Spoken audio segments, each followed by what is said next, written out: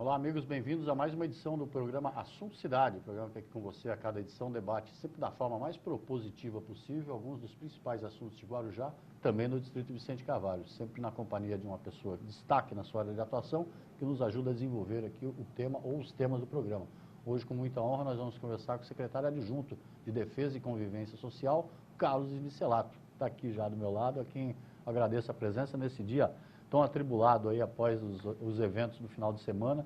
Obrigado pela presença, deixa o espaço para você. Eu que agradeço aí a oportunidade. Certo. Hoje tivemos um domingo atípico no Guarujá e na Baixada Santista, né, Inicelato? Na verdade, no estado todo, No né, estado. Em alguns locais com maior intensidade, né, como foi a nossa região, alguns um pouco mais brando, mas fomos atingidos aí de surpresa.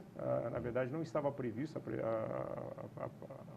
A ocorrência os equipamentos, as organizações que preveem, né, fazem a previsão do tempo, não previram uma virada no tempo, uma frente fria, mas não com essa intensidade, né? Houve aí uma alteração, uma variação muito forte na pressão, né, em alto mar, e acabou sendo atingido por rajadas de vento com velocidade aí, na nossa cidade, aqui no Guarujá, em torno de 110 km por hora. 110 km por hora. Muito intenso. 110 dá para classificar como tufão? Né?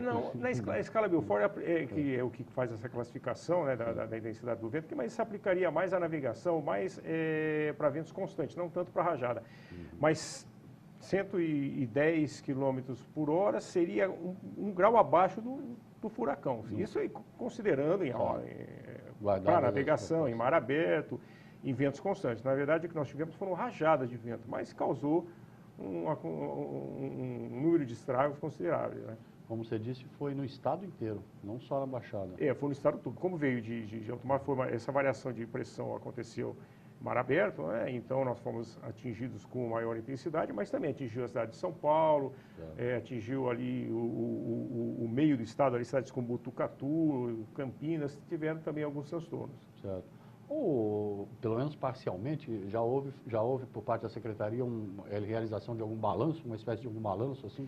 Nós tivemos registrados 44 chamados. Desses 44 chamados, 22 são relativos a árvores, quedas de árvores, alguns relativo a destelhamento, tivemos 3 escolas com destelhamentos e vidros também atingido e, portanto, águas que entrou dentro de sala de aula e algumas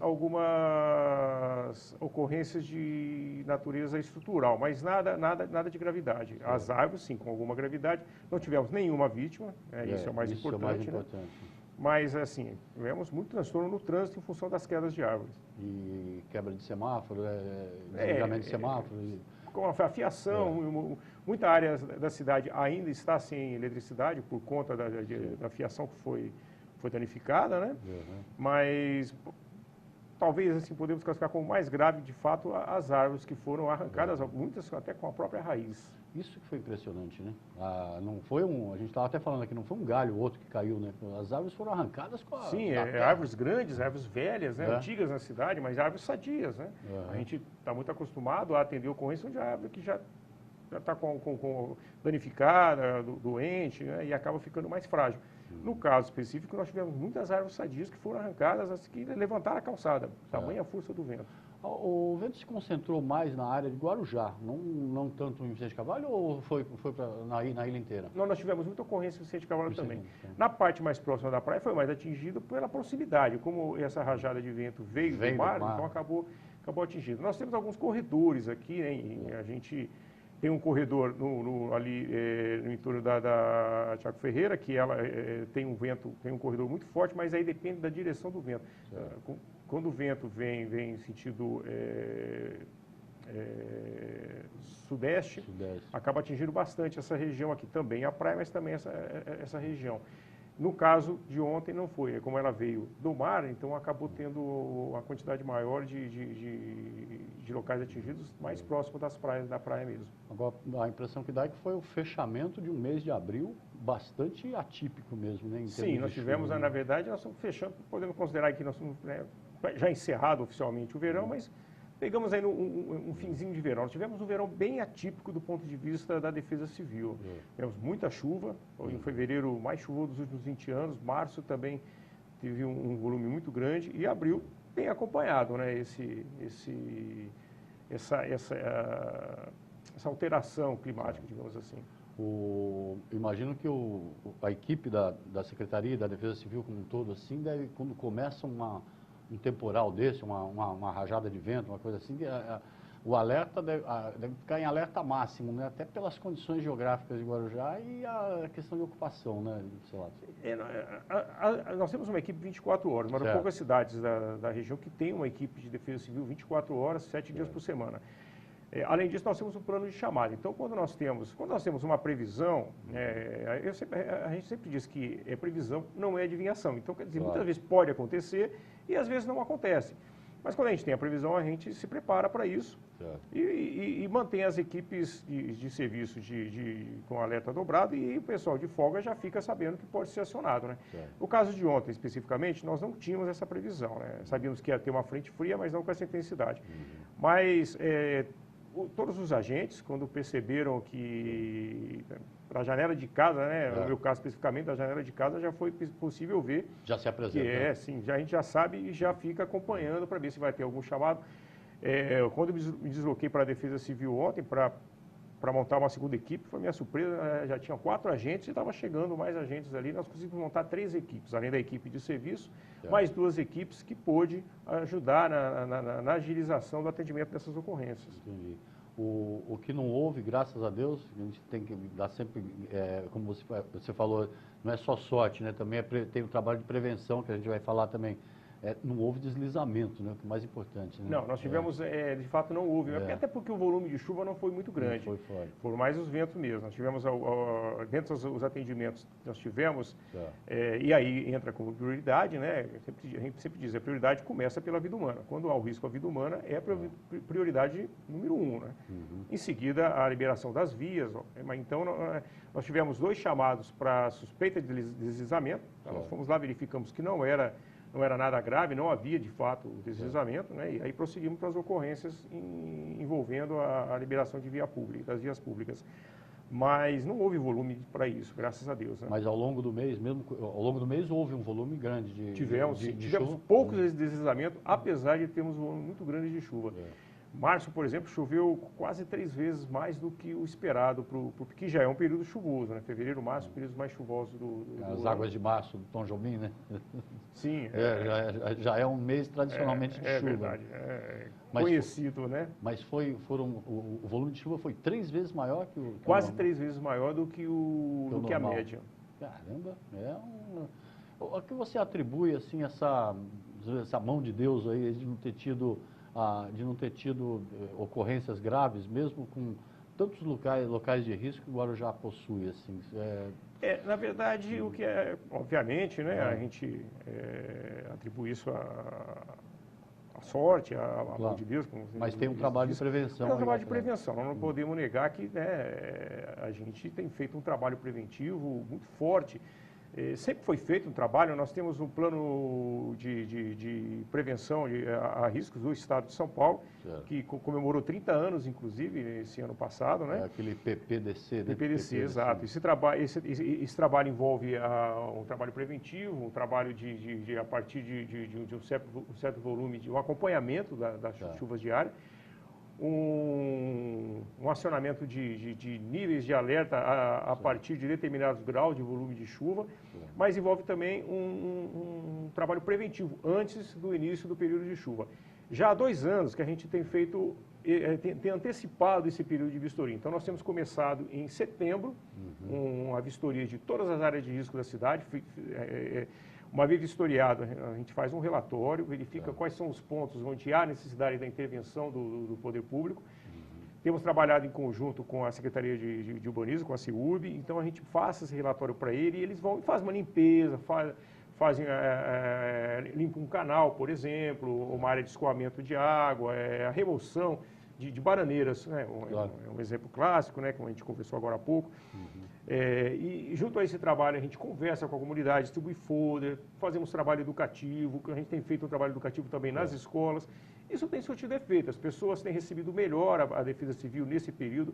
A gente tem ouvido muito quando vai às áreas de risco, tem ouvido muito da comunidade, né? Aquela máxima, né? Poxa, que bom que vocês estão vindo agora, né? E não somente quando na hora da acontece tragédia. exato. Isso é muito bom, isso é gratificante, né? Isso mostra que a comunidade tem aceitado bem, tem entendido, muitas vezes denuncia uma ocupação positivamente irregular, alguma coisa irregular que tenha acontecido no seu entorno, por exemplo, vazamento de encanamento, porque o vazamento de encanamento, essa água vai minando a terra, vai penetrando na terra e vai criando uma área de instabilidade. Então as pessoas têm trazido esse problema para a gente. Aí a gente procura o morador, conversa, consegue convencer de que seja sanado esse problema. Isso tem surtido um efeito positivo, né? A gente acredita que parte desses bons resultados que nós temos obtido na nossa região é em função também de um trabalho preventivo. Certo. Agora, e esse trabalho preventivo, quando ele envolve a criança nas escolas, ele tem um efeito mais longo e duradouro, né? Sem sombra de dúvida. Educamos a criança agora para ter um adulto no futuro, um adulto educado, né? Um trabalho, nós temos visitado todas as escolas, nós tínhamos um objetivo de atender o ano de 2018, 3.000 crianças, atendemos 5.000 crianças. Nós conseguimos atender quase o dobro daquilo que nós tínhamos previsto. Esse ano a gente pretende chegar pelo menos até 6.000 crianças. Isso com palestras nas escolas? Como é que é? Palestra. A Defesa Civil Guarujá, ele tem um mecanismo inédito na região, onde a Defesa Civil nas escolas, né, o programa Defesa Civil nas escolas, ele está incluído no currículo da educacional. Então, já existe esse espaço. Aí nós fazemos, no início do ano, um calendário conjunto com a Secretaria de Educação, onde a gente faz o planejamento de visitar todas as escolas. São 2 programas, um com crianças da primeira idade, que é um trabalho mais lúdico, mais de brincadeira, e outro com a criança entre 7ª e 8ª série, que é um trabalho um pouquinho mais avançado. A gente trabalha também a questão da preservação do meio ambiente, os jovens constroem um pluviômetro com material reciclável. Consegue entender essa questão do volume de chuva, é um trabalho muito bacana. E é o tipo do trabalho que o garoto leva a lição para casa. Leva para casa, né? E fala para os pais, bananeira aqui na área, né, encosta, estão desmatando aqui. Então, quer dizer, isso daí acaba surtindo um efeito muito positivo, muito bom. A gente falou da bananeira, é um exemplo clássico, porque é a primeira coisa que o morador de uma área de risco acaba fazendo, infelizmente, né, plantar a bananeira, e é a pior coisa. E tem melhorado muito, a gente ainda encontra bastante, né, mas melhorou muito, né? Através aí a gente tem divulgado muito essa questão da bananeira. A bananeira ela tem uma capacidade muito grande de absorver e reter a água e mantém o solo instável, né? As pessoas perguntam, o que eu posso plantar? Eu falo, olha, deixa a natureza fazer o seu papel, né? A mata nativa é o principal. Mas se tiver que plantar alguma coisa, a gramínea ela tem uma capacidade de penetrar no solo, faz uma trama naquele solo e ajuda a manter a estabilidade do solo. Entendi. A Defesa Civil mantém também um telefone gratuito, né? Isso, 199 é o nosso telefone. Sempre, né? Como 24 eu horas. disse, né? 24 horas, 7 dias por semana. Qualquer dúvida, qualquer sinal de instabilidade, no caso, por exemplo, de chuvas intensas, perceber deslocamento de terra, é muito comum a gente perceber postes ou árvores com inclinação fora do normal, né? O poste, mais especificamente, né? Ou trincas em casa. Qualquer tipo de sinal dessa natureza, fazer contato com a Defesa Civil, que a gente possa fazer o atendimento e a orientação adequada. Você tem bastante experiência como bombeiro, né? Sim. No Corpo de Bombeiros. 6 anos no Corpo de Bombeiros. Como bombeiro e polícia militar e também na Defesa Civil sofre com um problema que não é de hoje, né? Mas hoje ganha mais velocidade, ganha mais, vamos dizer, mais destaque, que são a questão das fake news, né? Aquela notícia falsa que alguém espalha, coloca num grupo lá e acaba espalhando, né? Antigamente era o trote, né? As pessoas ligavam, hoje é o fake news. A gente vê muito isso no Facebook, até no WhatsApp. As pessoas às vezes perguntam para a gente, olha, eu recebi é verídico isso, né? Recentemente teve que causou um certo pânico na cidade, que tem ventos intensos. Existem sites hoje confiáveis, o próprio site da Defesa Civil do Estado, o Facebook da Defesa Civil, nós temos o Facebook que estão sempre colocando as informações em relação à previsão do tempo, a qualquer alteração.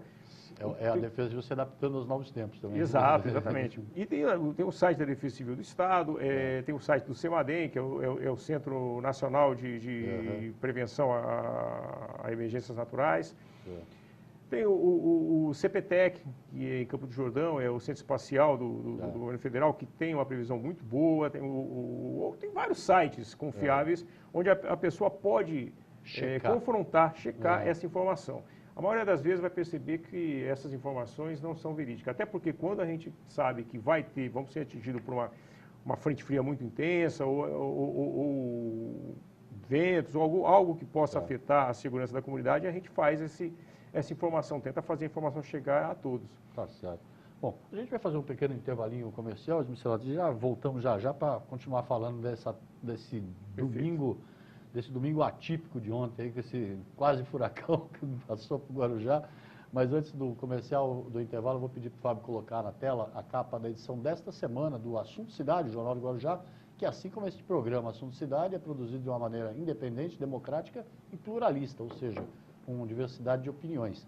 Nesta edição, o destaque do jornal, esse caos na travessia entre Itapema e Santos, quando as barcas aí da Dessa chegaram a ter o serviço paralisado durante várias horas, aí, deixando aflitos trabalhadores que moram em Guarujá, em Vicente Carvalho, e precisam acessar o município de Santos aí por meio das barcas. O serviço que funciona normalmente, deve funcionar normalmente com 4 barcas, 4 embarcações, chegou a ficar só com uma durante um bom tempo, provocando aí bastante revolta dos trabalhadores, dos usuários, e outros assuntos aí também na edição dessa semana. Até o noticiário esportivo, tudo isso, o noticiário de surf, é o único jornal que tem uma coluna fixa de surf mantida aí pelo nosso Hélio de Oliveira, o famoso Coquinho. O Assunto Cidade está toda sexta-feira nas redes sociais, aos sábados nas ruas em edição impressa, e você encontra toda essa sexta-feira, então, uma leitura aí apurada da cena política e também dos outros assuntos de Guarujá. O programa Assunto Cidade volta já.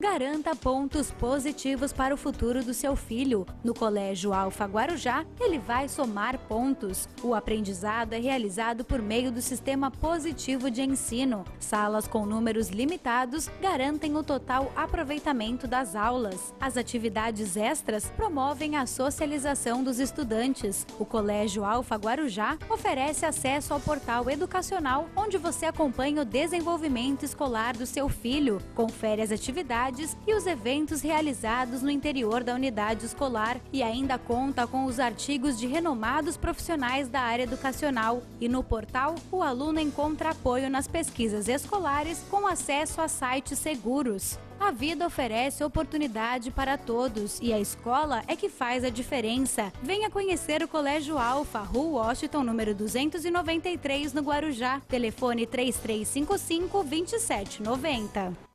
Você que é servidor público municipal tem uma ótima opção de lazer e descontração no Grêmio dos Funcionários da Prefeitura de Guarujá. Academia de ginástica, piscina, campo de futebol e ambientes coletivos são algumas das opções disponíveis para você e toda a sua família. Ao longo do ano, o Grêmio dos Funcionários Públicos de Guarujá promove eventos que reúnem amigos e garantem muita diversão. É o Grêmio, cumprindo seu papel de unir a categoria na melhor hora, a hora da folga.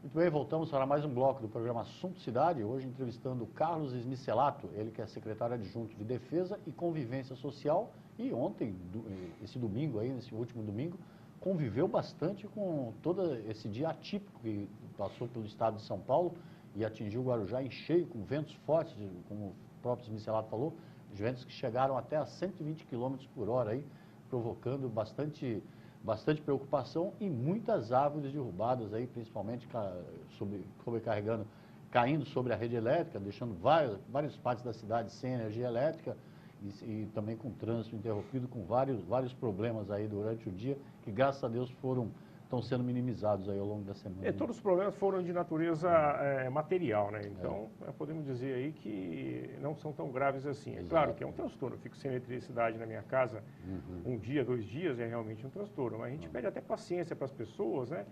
Porque foram muitos acidentes, de fato. E tem muita coisa que ainda depende também, por exemplo, da empresa concessionária também resolver. Sim, para que a Defesa Civil ou o Corpo de Bombeiros possa fazer o corte da árvore, né, para a liberação da via, necessita a garantia de que aquela árvore não está energizada. Então, para isso, precisa da presença da elétrica, para que ela dê o parecer positivo. Né?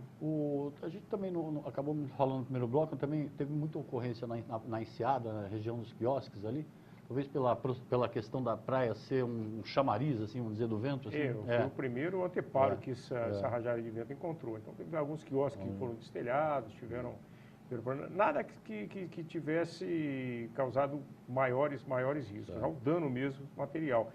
Mas teve sim, foi o primeiro impacto ali, né? A gente estava falando aqui no intervalo desse serviço que a Defesa Civil do Estado mantém, que é um sistema de alerta, né?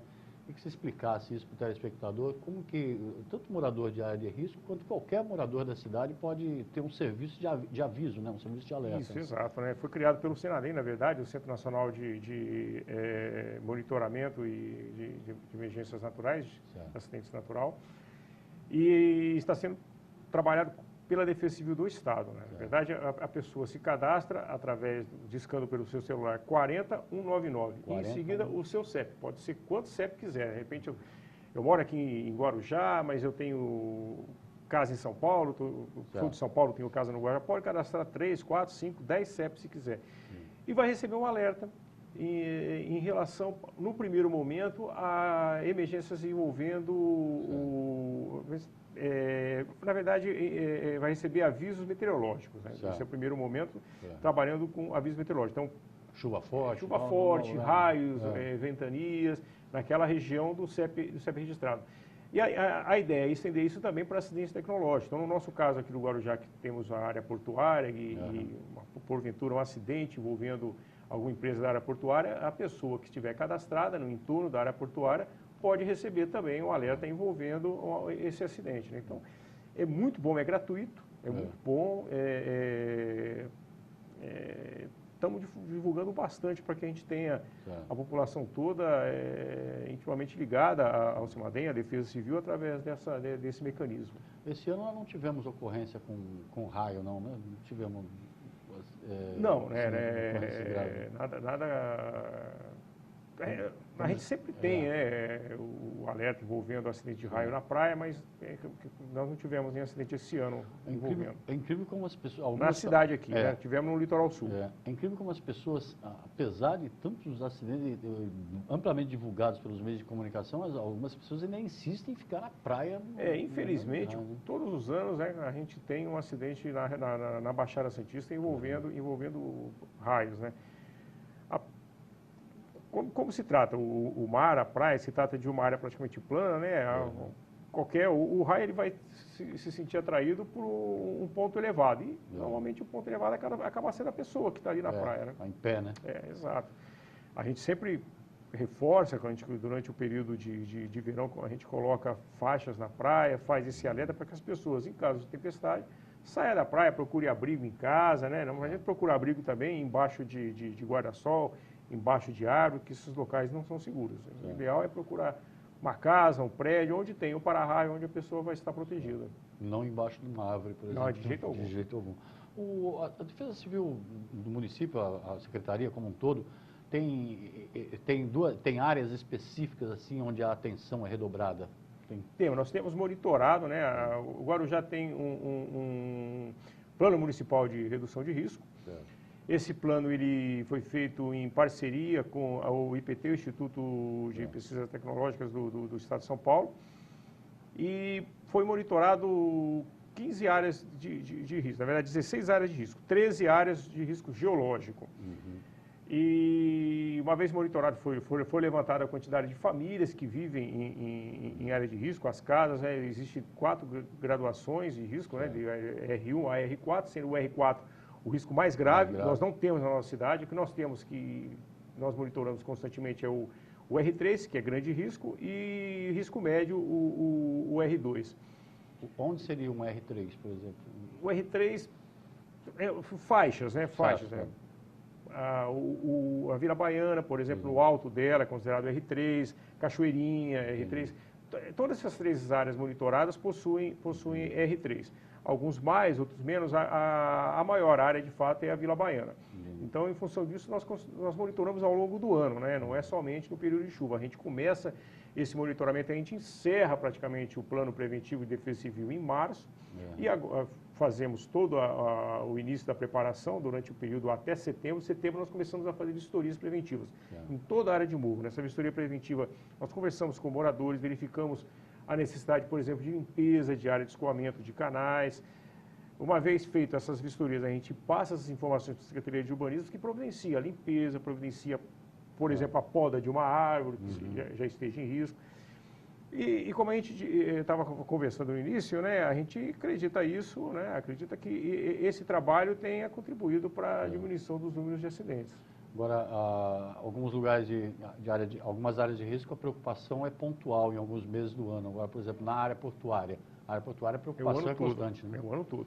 Nós temos monitoramento também na área portuária, um trabalho com as comunidades que vivem no entorno da área portuária, um trabalho que incipiente começou, foi uma preocupação muito grande do nosso prefeito quando, né, no início do governo, até em função do acidente que nós tivemos em 2016, né, na Local Frio, né? Então, é uma preocupação muito grande da comunidade, mas principalmente do prefeito. E ele determinou que fosse feito um trabalho para que, em caso de um novo acidente dessa natureza, né, primeiro, que a gente tentasse prevenir que isso não acontecesse, mas se acontecesse, que a gente pudesse proteger de uma forma mais eficiente a comunidade.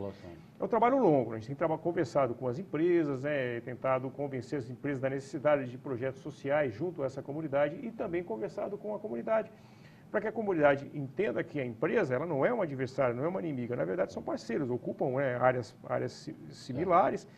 E um acidente é ruim para todos, tanto para a empresa quanto para a comunidade. Então, temos trabalhado nesse sentido de aproximar a comunidade da empresa, fazer com que a comunidade conheça melhor a empresa, saiba quais são os riscos que existem. Não adianta, nós não podemos, a empresa não pode esconder o fato de que há um risco, sempre há um risco.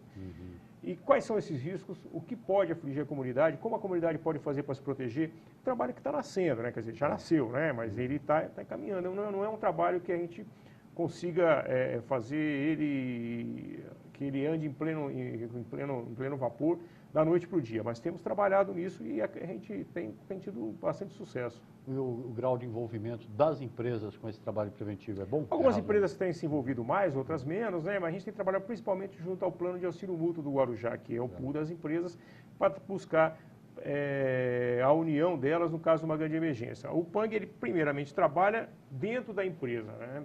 Que é o que a Defesa Civil não faz. Eu sempre gosto de frisar que enquanto o Corpo de Bombeiros, o próprio PANG, as empresas vão trabalhar dentro da emergência na empresa, a Defesa Civil vai trabalhar fora da empresa. A nossa preocupação é a comunidade. Claro. O que está queimando, o que está... Essa não é a preocupação da Defesa Civil. A preocupação da Defesa Civil é o que pode afetar a comunidade. Então, nós temos trabalhado junto ao PANG para que para que o PANG, o Plano de Auxílio Mútuo, trabalhe junto às empresas para fomentar esses projetos sociais com as comunidades. Tem tido bastante receptividade. A empresa está lá instalada, gera emprego e tal, mas tem que ter a conscientização. Sem dúvida, né? Também tem uma cada vez mais a responsabilidade. gente tem que entender que o empresário, a empresa, tem que ter consciência social, não só do ponto de vista da cidade, mas principalmente da comunidade que está ali vizinha, né? E a aceitação por parte da comunidade do trabalho da Defesa Civil, ao que tudo indica, é aceitável, né? Sim, a gente tem alguma dificuldade, né? Às vezes algumas comunidades não interpretam corretamente a nossa presença, né? Mas melhorou muito, né? Nós não somos, em algum momento a gente chegou a ser visto como invasor, né? Com alguém que está ali fazendo levantamento para o poder público. De fato, nós trabalhamos para o poder público, mas a nossa preocupação quando vai a uma comunidade é verificar se há riscos ali. Nós estamos preocupados se aquela pessoa que está instalada ali, ela está correta com o município, se está pagando seus impostos em dia. Essa não é a preocupação da Defesa Civil. Existem outros órgãos para fazer esse tipo de fiscalização. Claro. Até a gente procura não misturar, até para que a gente possa ter livre acesso a essas comunidades. A preocupação é, de fato, proteger a comunidade. A própria vida da a própria população. vida das pessoas. E te parabenizar pelo trabalho todo aí, pela experiência que você empresta aí à administração, tanto em toda essa área, com toda a sua experiência. Agradecer muitíssimo pela entrevista e deixar um espaço para você dar uma última mensagem para o telespectador. Eu agradeço, né, a oportunidade de estar aqui, né? E a gente sempre procura levar aquela mensagem para quem está nos assistindo, está nos ouvindo, de que a Defesa Civil, ela trabalha 24 horas para proteger a comunidade. Como o próprio nome diz, a defesa civil. Do civil, das pessoas. E a Defesa Civil somos todos nós, né? Não há um trabalho que possa ser feito pelo poder público que seja pleno sem que haja participação da comunidade. Procure a Defesa Civil, nós temos projetos educacionais, nós vamos à escola, vamos a clubes, vamos a igrejas, levando o mecanismo de autodefesa, que nós chamamos de autoproteção. Existem formas da pessoa se proteger tanto em relação ao acidente tecnológico quanto aos acidentes ambientais. Então, que nos procure. A Defesa Civil está com as suas portas abertas para poder trabalhar junto à comunidade para que a gente possa ter uma cidade cada vez mais segura. Como você disse, não é um órgão policialesco com uma função não, de forma alguma. De cobrar nem nada, é um órgão de defesa mesmo. Exatamente. Obrigado pela entrevista. Obrigado a você pela audiência. A gente volta amanhã com um novo assunto de cidade. Até logo a todos.